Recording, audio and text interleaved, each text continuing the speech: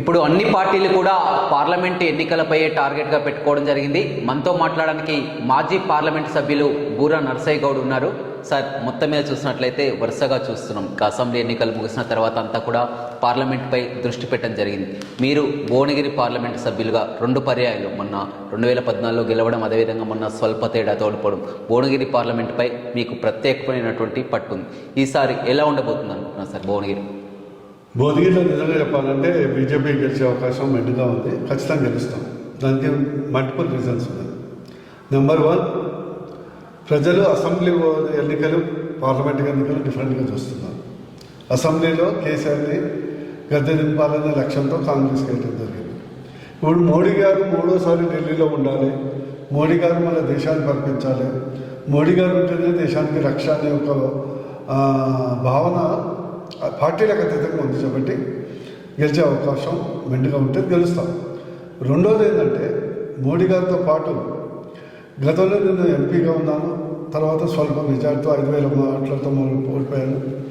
అయినప్పటికీ నేను ఇంట్లో కూర్చోను. నేను ప్రస్తుతం ఉన్నటువంటి ఎంపీ కంటే ప్రజలు ఎక్కువ ఉన్నాను. రెండోది ఏంటంటే, గతంలో ప్రజలు గతంలో మేము తప్పు చేశాం, బూరా నర్సయ్య గౌడ్కి కోల్పోయి తప్పు చేశాం అనేది ఎప్పుడైనా లేని దానిలో లేనప్పుడు తెలుస్తుంది, ఉన్న దానిలో లేనప్పుడు తెలుస్తుంది. సో ఈరోజు నేను ఎంపీగా ఉన్నప్పుడు దాదాపు 9,000 కోట్ల బడ్జెట్ కేంద్ర ప్రభుత్వం ద్వారా తేవడం జరిగింది. మీరు బీబీనగర్ నుంచి మొదలు పెడితే ఎయిమ్స్ కనిపిస్తుంది, కేంద్రీయ విద్యాలయం కనిపిస్తుంది, ప్లస్ పాస్పోర్ట్ కేంద్రం కనిపిస్తుంది, జాతీయ రహదారులు కనిపిస్తాయి, అదేవిధంగా ఇండస్ట్రియల్ పార్క్ కనిపిస్తుంది, ఎంఎంటీఎస్ కనిపిస్తుంది. ఇట్లా 9,000 కోట్ల రూపాయల అభివృద్ధి పనులు చేశాం కాబట్టి అవి ఇప్పుడు కనిపిస్తున్నాయి. ఎయిమ్స్ అయితే ఈరోజు మీకు తెలుసు, ఓ పేషెంట్ కార్పొరేట్ హాస్పిటల్ అడ్మిట్ అయితే డైలీ 1,00,000, 15 రోజులు ఉంటే ఇల్లు గుళ్ళ.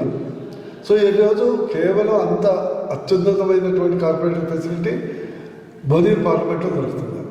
అందుకొరకు ప్రజలు మోడీ గారు డెవలప్మెంటు, మోడీ గారు ఒక అడ్మినిస్ట్రేటివ్ దక్షత అండ్ బూరా నర్సయ్య గౌడ్, ఇది ఒక డెడ్లీ కాంబినేషన్ అవుతుంది. భువనగిరి ప్రజలు పార్టీలకు అతీతంగా సపోర్ట్ చేస్తారు. మళ్ళా పెండింగ్లో ఉన్నటువంటి అనేక ప్రాజెక్టులు, ఎంఎంటీఎస్ కానీ, డైపోర్ట్ కానీ, ఇంకా డెవలప్మెంట్ వర్క్స్ కానీ, ఇవన్నీ ఎట్లాగో మోడీ గారు 3వ సారి ప్రభుత్వం ఏర్పాటు చేస్తారు. కాబట్టి అటు భువనగిరి పార్లమెంట్కు, ఇటు తెలంగాణ రాష్ట్రానికి బీజేపీ గెలిస్తేనే లబ్ధి అవుతుంది. మొన్న అసెంబ్లీ ఎన్నికలపై కూడా బీజేపీ చాలా వరకు ఫోకస్ పెట్టింది తెలంగాణలో. ఎందుకని ఆశించినటువంటి ఓట్లు కానీ సీట్లు కానీ రాలేకపోయాయంటే ఏం చెప్తారు? చూడండి, మీకు రమేష్, మీ అందరికీ తెలుసు, ఆయన 4 ఏళ్ళు కష్టపడేది BJP, anti KCR wave create చేసింది బీజేపీ. కొన్ని నిర్ణయాల వల్ల పార్టీలో ఒక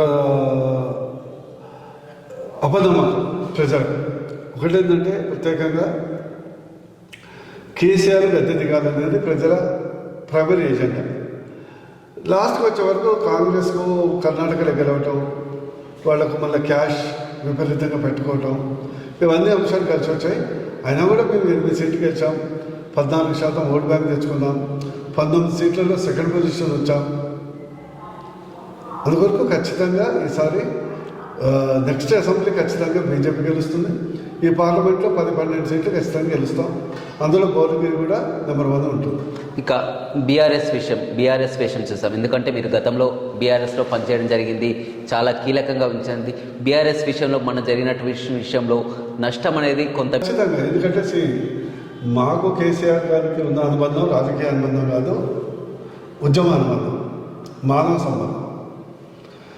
దురదృష్టవశాత్తు వారు మానవ సంబంధం ఉన్నటువంటి నాయకులందరినీ దూరం పెట్టాడు, మనీ సంబంధం ఉన్న నాయకుల్ని దగ్గర తెచ్చుకున్నాడు.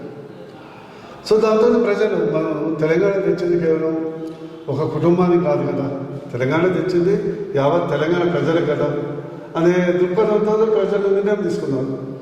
ఇప్పుడు బూరా నర్సయ్య గౌడ్ ఇప్పుడు అందరికీ, మొత్తం తెలంగాణ ప్రజలకు తెలుసు, బూరా నర్సయ్య గౌడ్ హానెస్ట్గా ఉన్న ఆస్తులు అమ్ముకొని అటు తెలంగాణ ఉద్యమానికి, ఇటు తెలంగాణ రాష్ట్ర డెవలప్మెంట్కి పనిచేశారు. కానీ ఇప్పుడు ఆస్తులు సంపాదించలే, ఆస్తులు కోల్పోయారు. ఇప్పుడు అలాంటి వ్యక్తి దూరం చేసుకున్నప్పుడు, బయటకు వచ్చినప్పుడు అక్కడ జరుగుతున్నటువంటి ఏదైతే అంశాలను ప్రజలు పెట్టి, ప్రత్యేకించి ఎట్లా బీసీలకు అన్యాయం చేస్తున్నాడు, ఎట్లా బీసీలకు రాజకీయంగా, ఆర్థికంగా, సామాజికంగా ఇబ్బంది పెడుతున్నారని పదే పదే వారికి చెప్పినా కూడా పడిచేలో పెట్టారు. అంతిమంగా ఫలితం అనేది ప్రజల్లో కనిపించింది, తిరస్కరించారు. అందుకొరకు ఎప్పుడైనా కూడా నేను చెప్తుంటాను, రాజకీయాల్లో చప్పట్లు కొట్టేవాళ్ళు కాదు, చర్చించే వాళ్ళని కూడా పక్కన పెట్టుకుంటే బెటర్. కానీ 2014లో మీకు బీఆర్ఎస్ ఎంపీగా అవకాశం ఇచ్చింది, 2019లో కూడా పోటీ చేయడం జరిగింది. మళ్ళీ ఇప్పుడు కూడా బీఆర్ఎస్ క్యాండిడేట్గా ఎంపీగా బూరా నర్సయ్య గౌడే ఉండేవారు. ఎందుకని బీఆర్ఎస్ నుంచి బయటికి? నిజంగా చెప్పాలంటే నేను అందుకొరకే నేను అప్పుడు రిజైన్ చేసిన లెటర్ కూడా చెప్పాను, I'm very grateful to KCR. But రాజకీయం అనేది వ్యక్తిగతం కాదు, రాజకీయం అనేది ప్రజా సంక్షేమం. మీరు ప్రజా సంక్షేమాన్ని విస్మరించి బడుగు బలహీన వర్గాన్ని విస్మరించినప్పుడు తెలంగాణ ఉద్యమం స్ఫూర్తితో పోరాడవలసిన బాధ్యత మాదే. ఎస్, నేను ఒక అధికార పార్టీ నుండి బయటకు వచ్చాను, కోల్పోయాను, స్ట్రగుల్ కావాల్సి వస్తుంది. అన్ని ఆస్తులు అమ్ముకొని no problem, that's not a problem. మళ్ళీ కొత్తగా నాకు అక్కడ ఎంపీ సీట్ కూడా కన్ఫర్మ్గా ఉండే. కానీ లక్ష్యం జీవితం మొత్తం ఎంపీ సీటే కాదు కదా, జీవితంలో పేద ప్రజలు తెలంగాణ ఉంది కదా. అందుకొరకు ఆ రిస్క్ తీసుకున్నాం, ఆ రిస్క్ తీసుకొని బయటకు వచ్చాము, ప్రజల్ని కన్విన్స్ చేయగలిగినాము. ప్రజలు కేసీఆర్ గారు తిరస్కరించారు. ఇప్పుడైనా కూడా వారు ఆత్మపరిశీలన చేసుకోవాలని నేను విజ్ఞప్తి చేస్తాను. వారు ఇప్పుడు ఆత్మపరిశీలన చేసుకోవడంతో పాటు వరుసగా అసెంబ్లీ ఎన్నికల్లో దెబ్బతిన్నారు కాబట్టి ఖచ్చితంగా పార్లమెంటు స్థానాలపై కన్నేయడం జరిగింది. అందులో భువనగిరి పార్లమెంటు స్థానం ఖచ్చితంగా బీఆర్ఎస్ కైవసం చేసుకోవాలని కూడా చూసినటువంటి పరిస్థితి. ఏం చెప్తుంది? ఇప్పుడు ప్రజలకు చాలా క్లారిటీ ఉందండి. అది అసెంబ్లీ ఎన్నికలు, అది అప్పుడు assembly TRS versus BRS versus Congress నడిచింది. ఇది మోడీ ఎన్నికలు. క్లుప్తంగా చెప్పాలంటే మోడీ ఎన్నికలు అంటున్నారు, పార్లమెంట్ ఎన్నికలు కూడా అంటారు. ప్రజలేమన్నా మోడీ ఎన్నికలు, ఈసారి మోడీకి ఓటేయాలి. అందుకని బీజేపీ అక్కడ లేదు ఇక్కడ లేదు కాబట్టి బీఆర్ఎస్కు, బీజేపీ అక్కడ ఎట్లాగో వస్తుంది కాబట్టి బీఆర్ఎస్ ఎక్కడ లేదు కాబట్టి బీఆర్ఎస్ అనేది నామమాత్రం పోటీ ఉంటుంది. వాళ్ళు ఇక్కడ భువనగిరిలో మాత్రం వారి యొక్క ప్రెజెన్స్ చాలా అతి స్వల్పంగా ఉంటుంది. ఇక కాంగ్రెస్ పార్టీ విషయానికి వస్తే కాంగ్రెస్ ఆల్రెడీ అధికారంలోకి వచ్చింది. అదేవిధంగా పూర్తిగా 7 స్థానాల్లో, ఒక జనగా మినహా కూడా అన్ని స్థానాల్లో కూడా కాంగ్రెస్ పార్టీ ఎమ్మెల్యే అభ్యర్థులకు ఉన్నటువంటి పరిస్థితి. వాళ్ళతో ఏ విధంగా ఎదుర్కోబోతారు మీరు? ఒక విధంగా చెప్పాలంటే నేను రెండోసారి ఓడిపోయినప్పుడు 6 ఎమ్మెల్యేలు బీఆర్ఎస్ ఎమ్మెల్యే ఉండే, అయినా ఓటమి చేశారు కదా, చూసాం కదా. అంటే అప్పుడు కేసీఆర్ ప్రవర్తన మీద వ్యతిరేకత, ఓ 3 నెలలు మినిస్ట్రీ ట్రాన్స్ఫర్ చేయకపోవటం, ఎవరిని కలగకపోవటం, దాని తర్వాత వితిన్ 3 months రిమోట్ వచ్చింది, అవునా కదా. అందుకొరకు ఇక్కడ అసెంబ్లీలో ఇంకోటి ఏంటంటే కాంగ్రెస్ గెలిచింది అది బలుపు కాదు, బాపు. కేసీఆర్ గద్దె దింపాలని లక్ష్యంతో కాంగ్రెస్ కేసీఆర్, కానీ కాంగ్రెస్ ఏదో పాజిటివ్ ఓటు రావాలి. ఈరోజు మోడీ గారికి పాజిటివ్ ఓటు వస్తుంది. మోడీ గారికి వేసే ప్రతి ఓటు మోడీ గారు ఉండాలని ఇస్తున్నారు, కానీ ఎవరి మీద కోపం మీద వేయట్లేదు. అందుకొరకు ఖచ్చితంగా బీజేపీ గెలుస్తుంది. భువనగిరిలో ఖచ్చితంగా కాషాయ జెండా భువనగిరి కోట మీద ఎగరేయటమే కాకుండా గెలుపొక్కటే లక్ష్యం కదా. గెలిచిన తర్వాత ఇక్కడ ఉన్నటువంటి పెళ్లి ప్రాజెక్టులు, ఇన్ఫ్రాస్ట్రక్చర్ డెవలప్మెంట్స్ ఇవన్నీ అవుతాయి. ఫర్ ఎగ్జాంపుల్ రమేష్, మన రేవంత్ రెడ్డి గారు పోయారు, ఇక్కడ గల్లా పెట్టే ఖాళీ, రైతు బంధుకే లేదు, ఇప్పటిదాకా దిక్కులేదు, రైతు బంధుకే దిక్కులేదు. ఈరోజు మన రేవంత్ రెడ్డి గారు పోయి ఎన్ఐడి కావాలి, ఐఎం కావాలి, లేకుంటే Hyderabad to Vijayawada industrial corridor కావాలని ఒక లిస్ట్ ఇచ్చి వచ్చారు. ఎప్పుడైతే భువనగిరి ప్రజలు, దాంతోపాటు తెలంగాణ ప్రజలు బీజేపీకి ఓట్లేస్తూనే అవుతాయి కదా. కేసీఆర్ గారు ఉద్యోగుల టైంలో డైలాగ్ చెప్పారు, గాడిద కట్టేసి ఆవును పిండి గాడిద కట్టేసి ఆవును పాలు పిండితే రావు కదా. అట్లనే రేపు బీజేపీకి ఓట్లు వేయకుండా కాంగ్రెస్కి ఏంటంటే అక్కడ ప్రతిపక్షంలో కూర్చునే అర్హత కూడా రాదు. మేబీ అదే 40-50 సీట్లు 60 సీట్లు వస్తాయి. ఇక్కడ కాంగ్రెస్కి ఎట్లా ఓటు వేశారు. అందుకని ప్రజలు బీజేపీని గెలిపించాలి, మోడీ గారిని 3వ ప్రధానమంత్రిగా చూడాలని వాళ్ళు కృతనిశ్చయంతో ఉన్నారు. మోడీ ఎన్నికలు ఎప్పుడు వస్తాయని ఆలోచిస్తున్నారు. ఈ అయోధ్య రామ మందిరం కూడా మొత్తం కూడా కాంగ్రెస్ పార్టీ వాళ్ళకు చాలా వరకు చర్చించుకుంటున్నారు. పూర్తిగా ఇది ఎన్నికల స్టంట్, ఒక వాతావరణం కూడా క్రియేట్ చేసినారని ఒక విమర్శలు కూడా వ్యక్తమవుతున్నటువంటి. దీని సింపుల్ క్వశ్చన్, మీకు నిజంగా ఎన్నికల స్టంట్ అనుకుంటే మీరు 60 ఏళ్ళు పవర్లో ఉన్నారు, మీరు చేయొచ్చు కదా స్టంట్. రామ మందిరం నిర్మాణం మీరు చేయొచ్చు కదా, ఆ క్రెడిట్ మీకే దక్కదు కదా. ఆడలేనమ్మా మద్దతు తరువు అన్నట్టు ఎందుకు ఈ,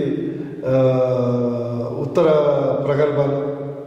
ఈరోజు రామ మందిరం బీజేపీ పార్టీది కాదు, రామ జన్మభూమి ట్రస్ట్ ద్వారా నిర్మించబడింది. అది యావత్ భారతదేశ ప్రజల కంట్రిబ్యూషన్ ఉంది. ప్రభుత్వ పైసలు ఒక్కటి లేదు. కానీ నరేంద్ర మోడీ గారి దృఢ సంకల్పంతో వారు ప్రధానమంత్రి అయిన తర్వాత ఏదైతే ప్రభుత్వ పరంగా తీసుకోవాల్సిన చర్య, దాంతో సుప్రీంకోర్టు జడ్జిమెంట్ కన్సిడర్ అవడం, అన్ని మతాలను ఒప్పించి, మోర్ ఇంపార్టెంట్, ఒక చిన్న ఘటన జరిగింది, అన్ని మతాలను ఒప్పించి చేయడం జరిగింది. That is the greatest. అదేవిధంగా కాంగ్రెస్ పార్టీ కూడా పూర్తిగా సౌత్ పై ఫోకస్ పెట్టింది. సోనియా గాంధీని కూడా తెలంగాణ నుంచి పోటీ చేయాలని కూడా భావిస్తున్నారు. ఖమ్మం నుంచా లేదా భువనగిరి నుంచా అని కూడా వాళ్ళు చర్చించుకుంటున్నారు. అదేమన్నా ఎఫెక్ట్? అది కాంగ్రెస్ పార్టీ అంతర్గత విషయం. కానీ మొదటగా ఉత్తర భారతదేశంలో కాంగ్రెస్ ఆల్మోస్ట్ నిల్ అయిపోయింది. అక్కడ అంతంత ఐఎన్డిఏ పార్ట్నర్స్ ఎవరైనా ఉంటే అక్కడక్కడ కొంత గెలుస్తారు. సౌత్లోకి వచ్చే వరకు, పార్లమెంట్కి వచ్చే వరకు తెలంగాణ ప్రజలు కాంగ్రెస్ వైపు చూడట్లే, బీజేపీ వైపు చూస్తున్నారు, ఇంక్లూడింగ్ క్యాడర్, ఇంక్లూడింగ్ లీడర్స్. అందువరకు సోనియా గాంధీ రావడం వల్ల, రాహుల్ గాంధీ రావడం వల్ల కూడా పెద్దగా ఒరిగేది ఏముండదు, పెద్ద చర్యస్ లేదు. వాళ్ళు గవర్నమెంట్ ఫామ్ చేస్తున్నారు, ఇక్కడ మన దగ్గర ఉంటే నిధులు ఎక్కువ రావచ్చు అనేది ఉంటుందా? ఉంటుంది లేదు కదా. రాహుల్ గాంధీ సొంత కాన్స్టిట్యున్సీ రాయబరేలా అది దానికని పారిపోయి మళ్ళీ వైనాడు నిలబడ్డారు. వాళ్ళ యొక్క రాజకీయ భవిష్యత్తు ఉంటుంది కానీ రాష్ట్ర భవిష్యత్తు మారదు. నేను తెలంగాణ ప్రజలకు విజ్ఞప్తి చేసేది ఏంటంటే, రాహుల్ గాంధీ, ప్రియాంక గాంధీ, సోనియా గాంధీ వచ్చి ఇక్కడ నిలబడితే వాళ్ళ రాజకీయ భవిష్యత్తు ఉంటుంది కానీ రాష్ట్ర భవిష్యత్తు మాత్రం ఉపయోగపడదు. ఎట్టి పరిస్థితుల్లో మీరు మాత్రం గుడ్డిగా, బ్లైండ్గా మూడోసారి మోడీ ఢిల్లీలో ఉండాలని ఓటేయండి, బీజేపీ కమలం గుర్తుకు ఓటేయాలని నా విజ్ఞప్తి. కాంగ్రెస్ పార్టీ కూడా ఏదైతే 6 గ్యారంటీలు ఇచ్చేదో 2 గ్యారంటీలు కూడా పూర్తి చేయడం జరిగింది. ఇక 100 రోజుల్లో కూడా మిగతా అన్ని కూడా పూర్తి చేస్తూ ఉంటాం. ఆ లోపు కూడా నోటిఫికేషనా లేకపోతే పార్లమెంట్ ఎన్నికల కంటే ముందే హామీలు అమలు చేస్తుంది అనుకుంటున్నారా? ఏమని వాళ్ళు రోజు దండం పెట్టుకుంటున్నారు, అన్ని దేవతలకు దండం పెట్టుకుంటున్నారు. ఎంత తొందరగా నోటిఫికేషన్ వస్తే అంత దేవుడా బతికిపోయినామని శ్వాస విదిల్చడానికి. అందుకొరకే మొత్తం ప్రపంచాన్ని చుట్టి తిరుగుతున్నారు తలా ఒక దిక్కు. ఎందుకంటే అంతిమంగా చేయాలని ఉన్నా కూడా చేయడానికి అక్కడ దుడ్లు లేవు, దుడ్లు ఇలా అప్పు పుట్టేది లేదు. ఉన్న రైతు బంధు, సింపుల్ క్వశ్చన్ రమేష్, రైతు బంధు అనేది పాత కార్యక్రమం కదా.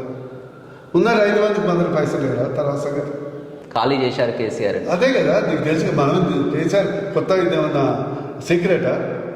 6,000 కోట్ల 6 లక్షల కోట్ల అప్పు చేసినారు మనం అందరం పొందుకుంటున్నాం కదా. అక్కడేమైనా అల్లావుద్దీన్ అబ్దుల్ జీనీ ల్యాంప్ పెట్టిపోయిందని తెలుసా? అలా ముందస్తు ఫ్యూచర్ అప్పులు కూడా మొదలై తీసుకుపోయిందని తెలుసు కదా. లిక్కర్ది మద్దతు కూడా మొదలై తీసుకున్నాను తెలుసు కదా. కోకపేట భూములు కూడా అమ్మి తీసుకున్నాను తెలుసు కదా. ఓఆర్ఆర్ కూడా అమ్మిండని తెలుసు కదా. ఇక అమ్మటానికి ఏముంది, కాంగ్రెస్ వాళ్ళు కిడ్నీలు అమ్ముకోవాలి. పార్లమెంట్ స్థానాల విషయాలకు వస్తే మొత్తం మీద కాంగ్రెస్ పార్టీ ఫోకస్ చేసింది. బీఆర్ఎస్ కూడా వరుసగా బీఆర్ఎస్ భవన్లో సమావేశాలు కూడా. బీజేపీ ఏంటి ఇంకా స్తబ్దుగా కనిపిస్తుంది అభ్యర్థుల విషయం. లోకల్ వర్క్ జరుగుతూనే ఉంది. ఒక వాతావరణం ఆల్రెడీ క్రియేట్ అయిపోయింది. క్షేత్రస్థాయిలో డిఫరెంట్ మన వర్క్స్ జరుగుతున్నాయి. రేపు గ్రామచలో అనే ప్రోగ్రామ్ ఉంది. ఇవన్నీ ఉన్నాయి కదా, ఇవన్నీ నడుస్తుంది. గతంలో వచ్చిన సీట్లు వస్తాయా, ఇలా ఉండబోతుంది? దీని అనుకోవటం అయితే సరే, అతిశయోక్తి. మా వాళ్ళు 400 అంటున్నారు కానీ 330 to 400 మధ్యలో ఎనీథింగ్ ఈజ్ పాసిబుల్. ఖచ్చితంగా మళ్ళీ మోదీ అనేది అయితే మొత్తం కూడా అందులో గ్యారంటీ, అందులో లేదు. ఎందుకంటే ఇక్కడ చేయాల్సిన పనులు చాలా ఉన్నాయి. ఒకటి గ్యారంటీ గవర్నమెంటే కాదు, 2/3 మెజార్టీ రావాలని మా యొక్క ఆకాంక్ష. గతంలో మీరు బీఆర్ఎస్ పనితీరును చూడడం జరిగింది. ఇప్పుడు కాంగ్రెస్ పార్టీ అధికారంలో వచ్చినా కూడా పనితీరును చూస్తున్నారు. ఏమనిపిస్తుంది సార్? పనితీరు నేను మొదటి చెప్పాను. ప్రభుత్వ పనితీరు, కేసీఆర్ ప్రభుత్వం మీద వ్యతిరేకత కాదు, ప్రభుత్వ పని తీరు మీద, అంతే కదా. ఎవరికి అందుబాటులో ఉండకపోవటం, ప్రైవేట్ బంకు 7 గేట్లు వేసుకోవటం, సెక్రటేరియట్ 100 మంది పోలీసు పెట్టి కాపలా కట్టుకోవటం, లోకల్ పార్టీ నాయకులకు అందుబాటులోకి పోవటం, ప్రతిపక్ష నాయకులకు అందుబాటులో లేకపోవటం, కనీసం 8 ఏళ్ళు 9 ఏళ్ళు ఒక్కసారి కూడా కలిసే అవకాశం లేకపోవటం, ధర్నా చౌక్ని బంద్ చేపేయటం, మీడియా మీద ఒక ఉక్కుపాదం మోపటం, అధికారులు భయంతో అసలు నార్మల్ కాల్లో అయితే రొటీన్ ఒక హాస్పిటల్ సూపరింటెండెంట్ కూడా ఫోన్ కాల్ మాట్లాడటానికి భయపడే పరిస్థితి. అందరూ వాట్సాప్ కాల్స్, ఇంకా టెలిగ్రామ్స్, ఫేస్ టైమ్స్. అంటే ఒక రకంగా ఈ 2 జాతీయ పార్టీలు కాబట్టి ఏదైనా కూడా ఇంత నిర్బంధం ఉండదు అనేది మాత్రం ఇట్స్ ఓపెన్ సీక్రెట్. రేపు నిన్న బీజేపీ వచ్చినా కూడా అది ఓపెన్నెస్. అదేవిధంగా ఇంకొక చర్చ జరుగుతుంది. కాంగ్రెస్ బీఆర్ఎస్ పరస్పరం కూడా ఎంపీ ఎన్నికల తర్వాత అసలు ఇంకా కాంగ్రెస్ పార్టీ పడిపోవడం ఖాయమని వాళ్ళు అంటున్నారు. బీఆర్ఎస్లో ఎమ్మెల్యేలు మిగలరని వీళ్ళు అంటున్నారు. ఎలా చూడొచ్చు? అది పార్లమెంట్ ఎన్నికల తర్వాత తెలుస్తుంది. 100% పార్లమెంట్లో అయితే మేము ప్రజలు తెలంగాణ మంచి కొరకు 10 నుంచి 12 సీట్లు తక్కువ 17 ఇస్తే ఇంకా చాలా సంతోషం. బట్ ఇచ్చే 17 అంటే అతిశక్తి అయితే కాబట్టి నేను అంటలే. కానీ దాని తర్వాత ఏ పరిణామం జరగవచ్చు. ఒకటి ఏంటంటే కాంగ్రెస్ ప్రభుత్వాన్ని కూల్చే ప్రయత్నం బీజేపీ చేయదు. క్లియర్. ఎందుకంటే మేము గోలిస్తే మాకు నెక్స్ట్ మీ గవర్నమెంట్ ఫామ్ చేయాలి కదా. మా లక్ష్యం నెక్స్ట్ అసెంబ్లీలో గెలవాలి కదా.